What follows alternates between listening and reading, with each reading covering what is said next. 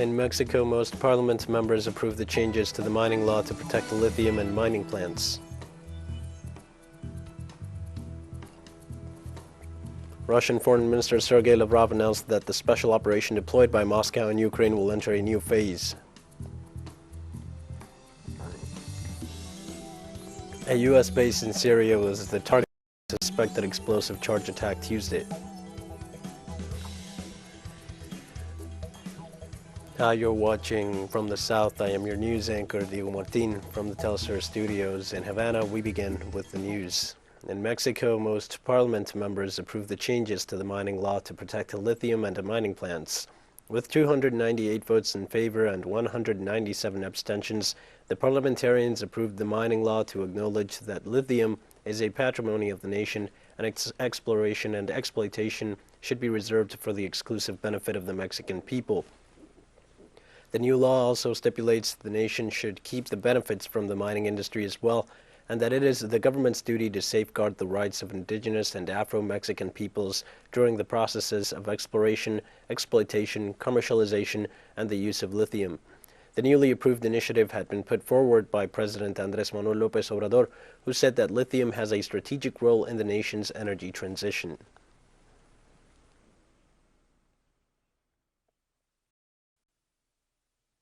Approved by 275 votes, the article is reserved in terms of initiative, approved in general and in particular, the draft decree by which various precepts of the mining law are amended, and added, with the modification accepted by the Assembly, it passes to the Senate of the Republic for its constitutional effects. Argentina's Economy Minister Martín Guzmán, accompanied by President Alberto Fernández, announced on Monday a series of measures aimed at counteracting the high rate of inflation in the country, which stood at 6.7% in March. From the White Room of the Casa Rosada government palace, the minister announced that in order to restore the income of more than 10 million workers who do not receive a formal income, single earners and private household workers, the government will pay a bonus of 18,000 pesos, about $150. Moreover, another bonus of 12,000 pesos, approximately $100, will be granted to people who receive the minimum retirement pension. On the other hand, the executive seeks to apply a windfall income tax to companies with profits over 1 billion per year. Minister Guzmán said that in 2021, only 3.2% of Argentinian companies had that level of profits. People found between the ages of 18 and 65 years of age will get a government aid of 18,000 pesos. Argentinian Economy Minister Martín Guzmán said the measures are aimed at counteracting inflation and the effects of the conflict in Ukraine. We're aiming at establishing a mechanism to guarantee that this war may not excessively impact the economy, that it may not set our society backwards. Venezuela's economy is slowly recovering in the state of La Guaira, the coastal region where the nation's main air and seaports are located. Hotel occupancy was at 100% this Easter week after more than 2 years without operating. Madeleine Garcia has the story. It is not just another hotel in the central coast of Venezuela, 30 minutes away from Caracas, the capital city. It symbolizes the resilience and resistance to the economic attack against the nation and later the financial effects of the pandemic. There's also an immigrant story behind it. 50 years ago, the Pereira family arrived in Venezuela from Portugal, fleeing the crisis left by the Second World War. There was no war anymore when we were grown-ups. But it is not that there was a war and that's all. It's been going on for years and years. There were no warm clothes then, no clothes. Poverty was all around, and to bet now for the country, in the name of God, we stayed here. Venezuela opened its doors to them, and they stayed here. Their children were born in the country. They could have left as migrants in the most difficult moments, but they bet everything. And in these 6 months, we have a great inflow of tourists. The whole state has been very active in tourism, in hotels, restaurants, and the gastronomy. We, as they say, have already touched bottom. Now Venezuela is going up. We come with a great impulse to break all expectations and to continue working for the country. Each space has a meaning to show the best face of Venezuela. In La Guaira, according to the hotel authorities, business was at 100%. It has been reactivated very well, and I really feel very happy because through so many bad things right now, we are living something good. And we really have to enjoy the most of all this that we're living right now. It is good, and to get the Guaira is super beautiful. I love it, and it seems like we are somewhere else, but we have our own beauty right here in La Guaira.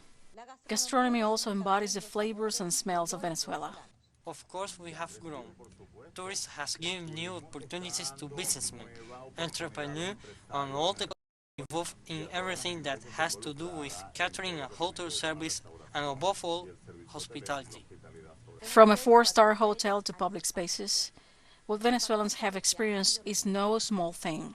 And although the sea has always been an escape in the most difficult moments, it is now more fun. And the country will, thanks to God, we are moving forward.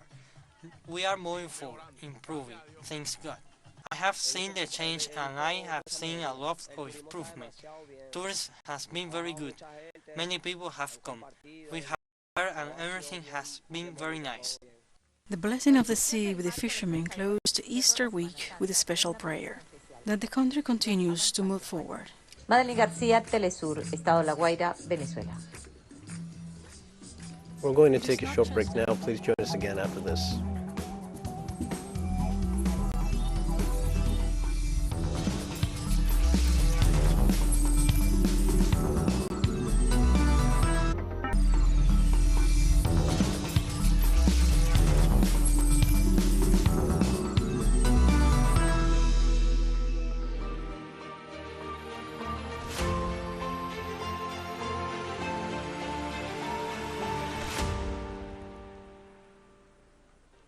Hi and welcome back to From the South. Russian Foreign Minister Sergei Lavrov announced that the special operation deployed by Moscow in Ukraine will enter a new phase. Lavrov told reporters that this new stage is an important moment in the whole special operation.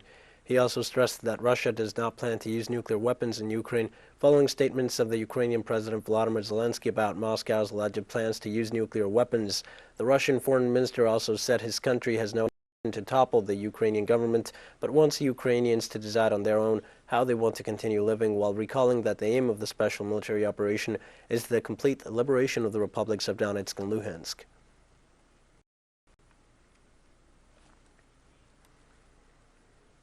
And on Monday night, Ukrainian President Volodymyr Zelensky said that the Russian offensive to regain the Donbass has begun. Now we can confirm that the Russian troops have started the battle for Donbass, which they have been preparing for a long time. A large part of the Russian army is now engaged in this offensive. No matter how many Russian soldiers they bring here, we will fight. We will defend ourselves. We will do it every day. We will not give up anything Ukrainian, and we do not need what is not ours. Russia-Ukraine contacts continue at the expert level, but the progress is far from perfect, Kremlin spokesman Dmitry Peskov said, while he blamed the Ukrainian side for the poor progress. The Russian spokesman blamed the Ukrainian side for the poor progress in negotiations, saying they were not consistent on the agreed-upon points, and their position often changes. The official also said that the special military operation continues. Commenting on a video that allegedly shows fire on the Moskva missile cruiser, Peskov said that the Kremlin could not confirm it was authentic.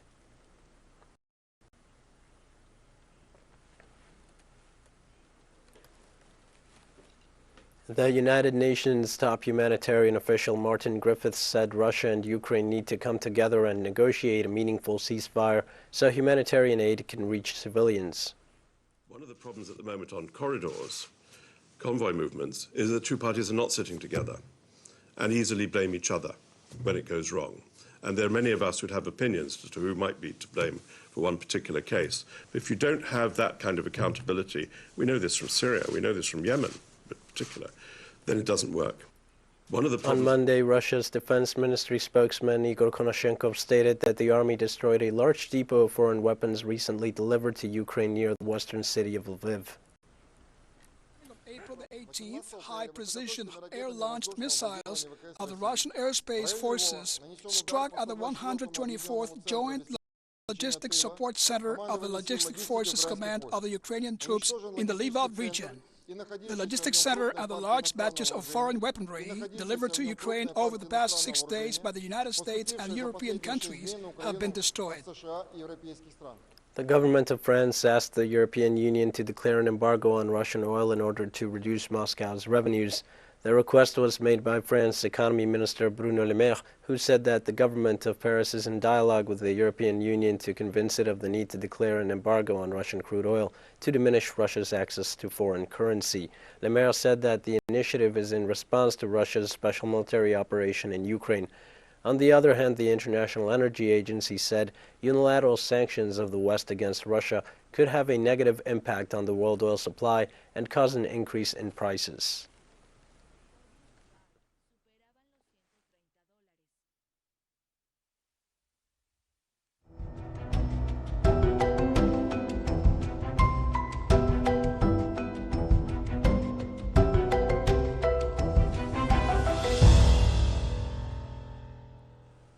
A magnitude 6.2 earthquake struck off the southern coast of the Philippines on Tuesday, with authorities initially reporting no damage or declaring a tsunami warning. The United States Geological Survey located the hypocenter at 39 kilometers depth off the east coast of Mindanao Island at 9:23 a.m. local time. The nearest town being Manay, 28 kilometers away, while the city of Davao, the largest on the island, is located 128 kilometers away. The Philippines sits on the so-called Pacific Ring of Fire, an area of great seismic and volcanic activity in which some 7,000 earthquakes are registered every year.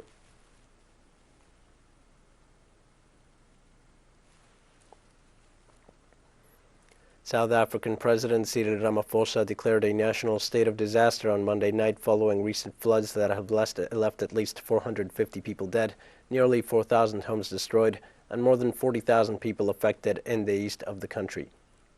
The Minister of Cooperative Governance and Traditional Affairs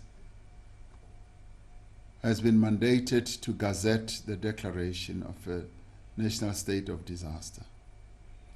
This is to ensure an effective response across all spheres of government to the extreme weather events and conditions that have occurred in several parts of the country.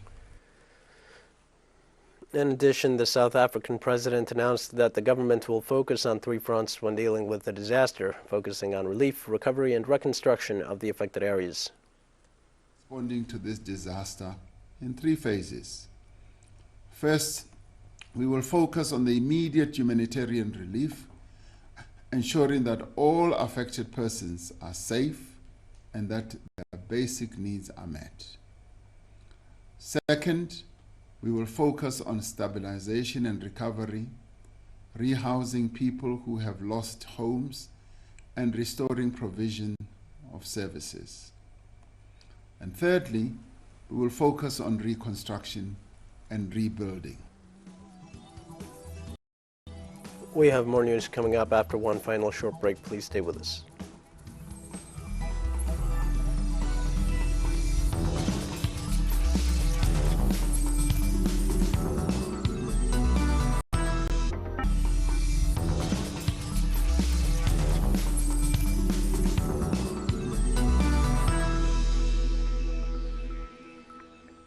Hi, and welcome back. In Syria was the target of a suspected explosive charge attack on Tuesday. The United States Department of Defense reported that at least 4 people resulted injured as a result of explosive charges placed near American troops. The White House authorities have not identified those responsible for the attack. Washington and allied troops have been in Syria legally since 2014 without the authorization of the executive in Damascus, and are accused by the government of plundering the country's resources and training, financing, and arming terrorist gangs.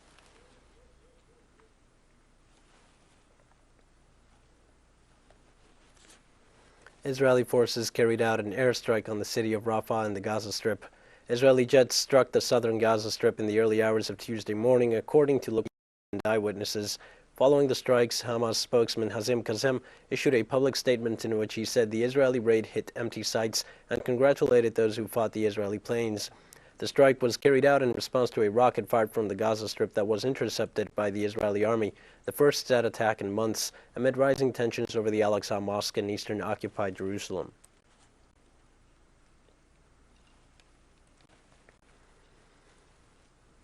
On Monday, President Mahmoud Abbas and Russian President Vladimir Putin held a telephone conversation. During the exchange, President Abbas briefed his Russian counterpart on the latest developments in East Jerusalem regarding the daily raids on the Al-Aqsa Mosque by Israeli extremists under the protection of the Israeli occupation forces, who act brutally against innocent worshippers in flagrant violation of international law and the legal and historical status quo. Now, President Putin emphasized Russia's firm position in support of the rights of the Palestinian people and that Russia will continue to give its political support to the Palestinian cause in all international forums and what is happening in Jerusalem.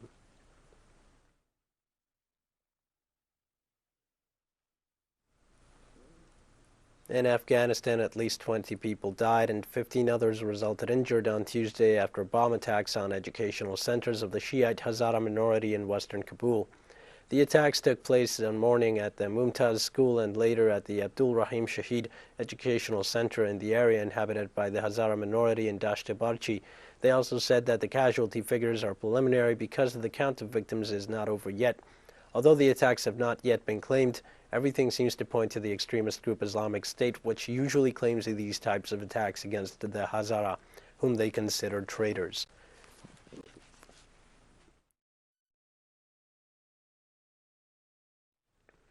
At least 6 people resulted injured in Somalia on Monday when terrorist groups attacked parliament with mortars during a joint session in the capital Mogadishu. The authorities reported that in the middle of a parliamentary session there was a mortar fire attack, leaving over 6 people injured. However, no elected official was hit by the machine gun that landed in the fortified airport complex.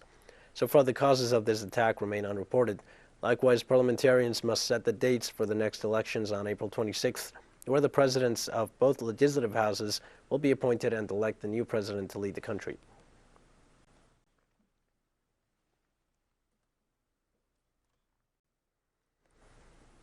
Since the beginning of Ramadan, the Muslim fasting month, the Israeli occupation troops increased their aggressions against the Palestinian people and their places of worship, an escalation that the Arab and Muslim world condemns in addition to attacking the lives of the faithful, is marked by an accused desecration of the esplanades of the Al-Aqsa Mosque. Our correspondent Hisham Wanush brings us the details.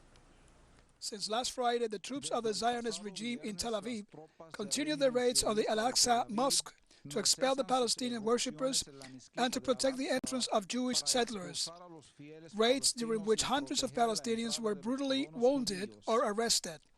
Syria, describing these Israeli attacks as inhumane and criminal, hailed the steadfastness of the Palestinian people and reaffirmed its unconditional support for the just Palestinian cause. The universal war unleashed against Syria was mainly because for its unconditional support for the Palestinian cause, and we are grateful that Syria, despite all the hardships it has suffered due to this war, remains attached to its position and demonstrates it now with a strong condemnation of this new Israeli escalation and its determination to continue supporting us in defense of our sacraments and our rights. In addition to the deliberate profanation of the Al-Aqsa Mosque, which is holy site for the entire Arab and Muslim world, Israeli forces continue their attacks on the occupied territories, an offensive that for the last 10 days left a total of 10 dead, including 2 women and 3 minors. In this situation, the Palestinians, besides condemning the international silence, their sacraments and their asserted rights. This new aggressive escalation both in Jerusalem and in the occupied territories is part of the hostile policy of the Zionist entity, based on assassinations, arrests, and deliberated aggressions against Muslim and Christian holy places of the Palestinian and Arab people, and what is happening now will not be able to break the Palestinian resistance, and surely the response of the resistance fighters will be immediate, hard and forceful. The current aggressive Israeli escalation seeks in flagrant violation of international law, as denounced by the Palestinians, to legitimize the temporal and physical division of the Al-Aqsa Mosque, a conspiracy that the Palestinians claim will be doomed to failure knowing that they and their brothers in the Arab and Muslim world will not accept at all costs Israeli attempts to Judaize this site, which is the third holiest site for Muslims. Since last We've come to the Friday, end of this news brief. Remember, you can find these and many other stories on our website at Telstar English. You can also join us on social media for all the latest news. We're on Facebook, Twitter, Instagram, and Telegram. For Telstar English, I am Dio Martin. Thank you for watching.